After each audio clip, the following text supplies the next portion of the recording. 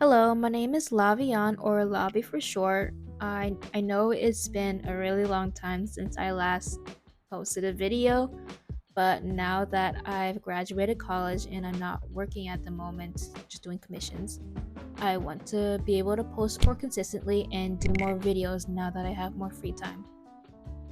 For this video, it's just a speed paint of an adoptable that I made a while back, and I just wanted to talk a bit more about my designing slash drawing process, my plans for my channel, and then also a bit about how I advertise and sell my adoptables and commissions for anyone that is interested. I also, before I start, just want to apologize in advance because my voice is really breathy and I'm sniffling a lot because my nose is super stuffed. So if you just hear me just sniffing or just taking really deep breaths throughout this voiceover, I want to apologize for that because I know it's annoying. So just letting you know. So firstly, I want to get into my designing slash drawing process for my adoptables. So you can see in the speed paint, I'm doing the sketching for the adoptable. If you can't tell already, I changed my mind a lot. I keep erasing and then restarting. Yeah, like right there, over and over again. So my sketching process is not the prettiest. I usually don't like to share my sketching process because of how bad it is. But I thought since I'm gonna be talking about how I go about designing my adoptables, I should show the whole process. So I'm not a very good sketcher. I think this sketch, the half body, is the one that I decided to go with for the final design. So yeah. And going into more about how I actually design my adoptables, I firstly start off with a basic and general idea, and I usually get ideas from scrolling through Pinterest. So I would scroll through Pinterest and see a photo of something that I thought would look really cool as a design, and basically just use that as inspiration. So for this adoptable, I saw a picture of a golden tiger on Pinterest and also saw a picture of a hairstyle that I thought looked really cool. It's I think you can see it kind of in the mood board, but it's basically like a dark red slash maroon color with blonde highlights. And I thought that would look really good as a hairstyle for an adoptable, and it's like I wanted to combine the two ideas, and that's basically how I came up with the idea for this adoptable. It's pretty simple, not anything outrageous or anything, but I thought it would look nice. And then once I have an idea set in mind, I go into making a mood board in Canva. So you can see the mood board that I made in the corner of the canvas there. And I just find pictures of like outfits or animals if I'm doing an anthro adopt on Pinterest and put those into the mood board. And I also create a color palette in advance for this mood board. I used to not do this and just would create a color palette off the top of my head whenever I actually do the design. So like after sketching, I go into colors and I would just create a color palette or just like play around with colors. And this isn't really a bad method. I know a lot of people who actually do this, but for me, it didn't work that well. I would oftentimes end up changing my mind, changing the colors a lot, and then in the end I would just not be satisfied with the finished color palette. And so I found that coming up with a color palette in advance, like before actually going into sketching and designing, really made it a lot easier for me, made the whole process a lot quicker, because I don't feel like I'm kind of like, I don't know how to describe it, but just set in stone about the whole color palette. Like I don't feel the need to change it as much because I already have the colors in mind. And I know it's not the same for everyone. Like I know there are artists who don't feel the need to do that, but for me, that's what works for me. And after doing the mood board, I just go straight into sketching. So I usually, when it comes to sketching, I start off with the half body. If I'm doing a sketch page, adoptable like this one here, I start off with the half body usually, or either the full body right there. It depends if I have like a very clear goal in mind for the design, but if not, I usually just start off with the half body and go from there. The headshot, I kind of switch around to be honest, but the headshot is usually last. Or sometimes you know what? I don't even know. I just kind of do whatever. Like, I do not have a set process for the sketching phase. Don't listen to me here. But after the sketching phase, once I actually have the sketches down, because that's like the longest part of the process for me, I go into doing the colors and implementing the color palette. And since I already have the color palette made, and it doesn't take too long for me. And then after the color palette, I do finishing touches and basically finish up. And that's my design process basically. It's not too complicated, it's pretty simple. It's the actually coming up with designs part that's the hardest thing, and actually sketching it. But yeah, my designs are, compared to other designers, are a bit on the simpler side. From what I noticed, I usually stick to with more natural colors when it comes to anther designs. Like for this golden tiger, I just stuck with the color palette that an actual golden tiger would look like.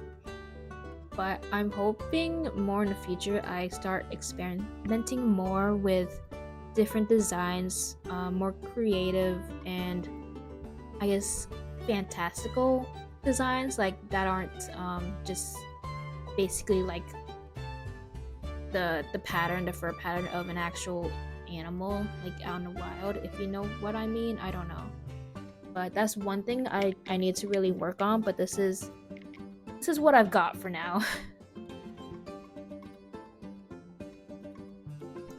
So that was a bit about my design process. Now I want to go into my plans for my channel. So I did say that now that I'm out of college, I want to do more videos, post more consistently. And for the types of videos that I want to do, I'm thinking of mainly sticking to speed paints. But instead of like the usual screen recordings that I did for my past speed paints, doing videos like this where I record from my phone my entire process. I found that that's probably the best format for my speed paints, because I know that I zoom in and out a lot because I don't have like a huge iPad or like workspace. Oh my god, excuse me. So I think doing it this way is probably a lot easier for people to follow, because the whole speeding up a lot and then the zooming in and out on the screen recording is really hard and kind of headache inducing. So I'm gonna probably stick to doing speed paints this way. I'm not too sure if I want to continue doing voiceovers. I'm kind of only doing a voiceover because I need to work on my public speaking. I'm not the most, I'm not the best at this, but I don't know if I want to continue doing voiceovers. It depends if I'm in the mood for that or if you guys would want me to. And I would have to figure out topics to talk about too, so it'll probably stay art related or maybe do tutorials. I don't know. I'll figure it out.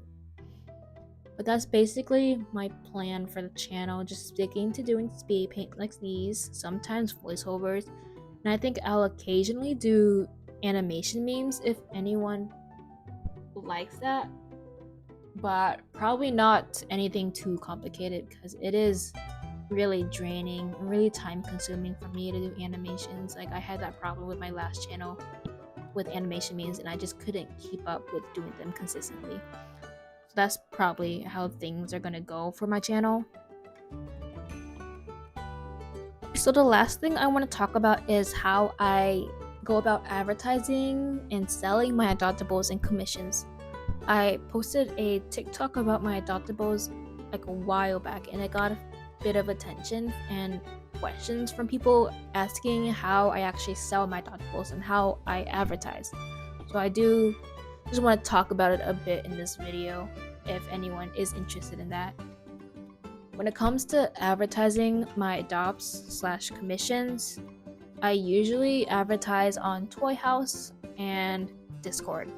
I also post on Twitter, Instagram, and TikTok occasionally, but I usually get buyers from Toy House and Discord.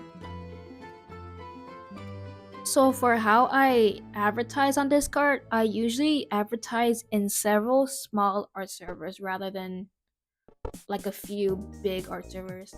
I know it's pretty tempting to advertise in the huge art servers, but I don't think it's the best method on actually getting noticed, because although there's so many people in that server and that you can potentially get buyers from, it's also a lot more difficult to get noticed from them because there's so many other people also advertising.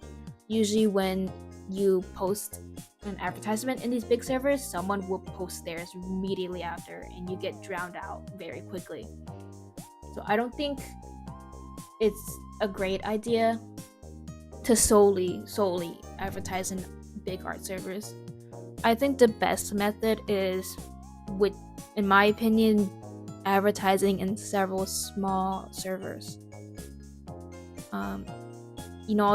Although these are smaller with not large audiences, it is a lot easier for you to get noticed because there's not as many people advertising all at once, and it's easier for people to actually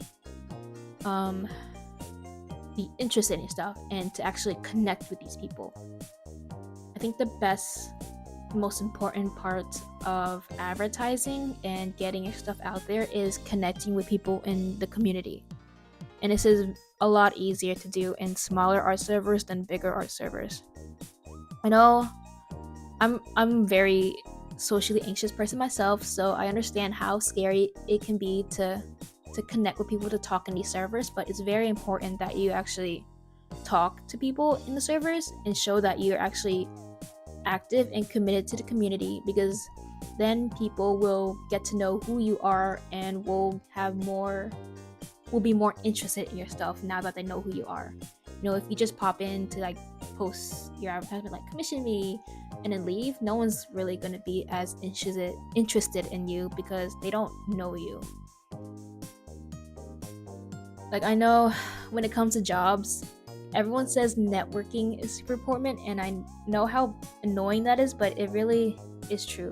You gotta connect with other people to be able to get your stuff out there, to be able to get any business. Unfortunately, that's just how it works. When it comes to actually finding small art servers to join, I usually join art servers that are created by other small artists or by designers or artists. So like some designers/artists will have their own Discord server, and usually in these servers they have a section where you can advertise. So I usually join those types of servers. Although they're for that artist, you can still advertise in them, and they're a lot closely knit, if that's the right word, and smaller. So it's not as hard or overwhelming to join those servers and to get active in those servers compared to bigger ones. Like when it comes to bigger art servers, they're usually like super inactive, or they're just so busy. It's really hard to actually get yourself out there. So I find these smaller art servers a lot easier to manage and to connect with. that's basically it for Discord. When it comes to Toy House, I don't really do advertising on there. I usually just post the adoptable on there and go.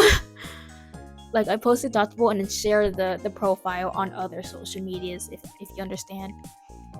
Like you can utilize trade listing on Toy House to get your adoptable more traction, but besides that, that's all I do for advertising on Toy House. It's just usually where I post a character and then I just share the link around on other social medias.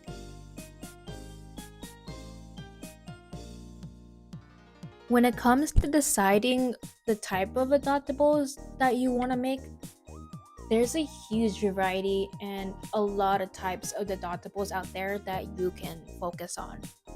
Like, you can just do humanoid adopts, or just anthro, or just feral. And then when it comes to the aesthetic, you can just do cutesy adopts, or maybe like darker themes. Then also, if you want to do simpler styles or more detailed styles, there's a lot of options. So there isn't just one set type of adopt that you can make. You kind of have to explore and experiment before to figure out what kind of adoptables that you want to make. Like for me, I started off making humanoid adopts with very clean art style and line art and a lot more cutesy themes. I did a lot of food themed humanoid adopts, and that was my niche at the time. But now things have changed, and if you can't tell, I do more anthro adopts, sketchy styles and like painterly type of shading now than back then. So you just keep in mind that your taste and your style can change a lot over time. That was just within 3 years for me.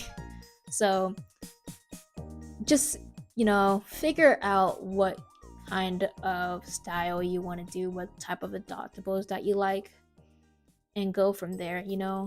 There is a market and an audience for everything. So once you find your niche, there's probably someone out there who's willing to buy it. You just gotta find that person. That's the hardest part, finding people who will buy your stuff. But yeah, you just gotta figure out what type of adopts you want to make. You can just like do a bunch of different kinds if you want, but I usually like to just stick to one niche because your followers always will know what to expect when it comes to your designs. When you look at popular designers on Toy House, they usually stick to a certain type of an adoptable from what I notice, and that's why people follow them. Like, there's nothing wrong with experimenting a bit, but just keep that in mind that usually people follow you for the certain type of style and a certain type of adoptables that you make. And if you just keep changing it over and over again, it can be difficult to keep a consistent audience that way and keep consistent buyers, But that's not always the case. Some people just like to follow an artist because they like the artist and will buy whatever the artist makes. That's a good fan base right there. But it's difficult to get. For commissions, they're pretty similar to adoptables for me, so I usually advertise them everywhere, but I mainly get customers from Toy House, Discord, what else? Twitter, and then VGen. For commissions, I really recommend using VGen. I know there's a lot of mixed reviews about VGen, but for me, I haven't had any problems with them. You just have to make sure that you're actually over 18 to be on VGen.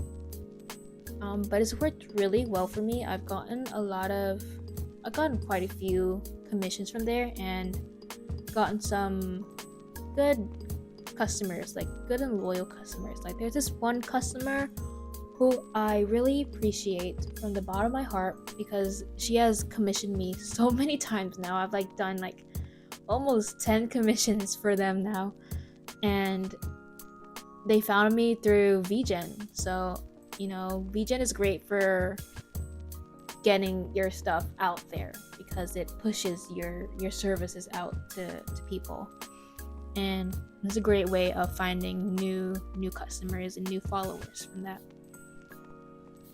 But it's different for everyone. It's not for, oh my god, excuse me, it's not for everyone. So but it's worked for me. But usually I just advertise everywhere. I make sure to repost my stuff too, like Twitter. I never usually repost my stuff because I feel bad about like having to repost my stuff that I posted before. But you gotta make sure. Sometimes it gets missed by followers. I found that Twitter hasn't been the greatest for me lately because a lot of my followers hasn't been seeing my stuff, so I make sure to repost it every now and then. And when it comes to Discord, it's pretty similar to my adoptables. I usually advertise in smaller art servers because it gets overlooked in bigger art servers. And that's basically how I go about advertising my adoptables and commissions. I think that's about it. As for building an audience, really difficult. I still don't have quite the audience yet. I just have a few followers here and there. Some people who really like and buy my stuff, but not a huge loyal following like some artists do. But we're working on that. Hopefully it grows a bit. But I think the biggest tip for growing an audience, like even just a small one, is just connecting with them. Like that's the biggest thing. Showing that you care. Just like connecting with anyone in any communities that you're in, and also just responding to comments and stuff. This is just general advice. I think everyone said it before, but that's probably the most important part about gaining an audience. And posting consistently, of course. Like, you don't have to post art all the time. I know how draining it is to just create art every week or something, but it's making sure that you're active is good. I think that's it though. I don't really have much knowledge about that type of thing because I haven't gotten to that point yet. Hopefully soon. But that's a bit about it for what I have to say about advertising and all of that. I don't really think there's anything else I have in mind to talk about in this video. I'm not really sure what other topics I could talk about in the future. I still have to think about that. But if anyone has suggestions, feel free to let me know. If you've watched the video up until this point, thank you. I appreciate it. If you've been listening, a huge thank you, because I'm not the most exciting person, and I don't even know what I'm saying right now. I'm going at this with no script, just rambling, saying whatever. And I've probably done this about like 10 times, 20 times now, trying to record this voiceover because I keep messing up, and I also keep repeating things because I keep forgetting that I say them. And I also stutter a lot. I'm just rambling. I'm really sorry. Yeah, I don't think anyone's watching up until this point, so I'm just saying whatever. So I should probably stop talking.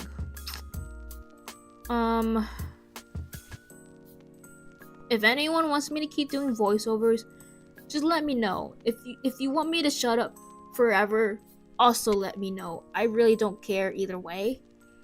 I'm not gonna be offended if you don't want me to talk. I'm really not. I can just keep the music up. That's all. that's it. Yeah, I think, yeah, I'll stop talking. Thank you for watching. Have a nice day. Bye.